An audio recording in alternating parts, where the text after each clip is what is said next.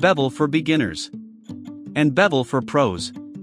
Let me show you a pro trick you probably didn't know.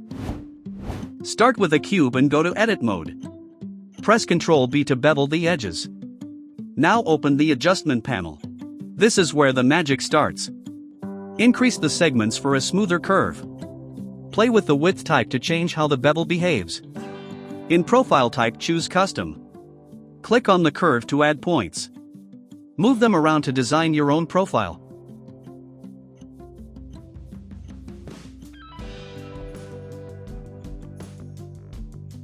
You can even switch points to vector or free handle. This lets you create unique edge profiles.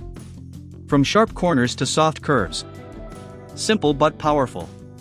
Try it and take your bevels to the next level.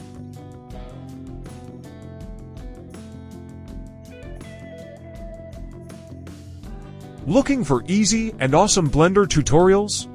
Check out the Blender Tips Pro channel, where you'll find plenty of free Blender tutorials waiting for you.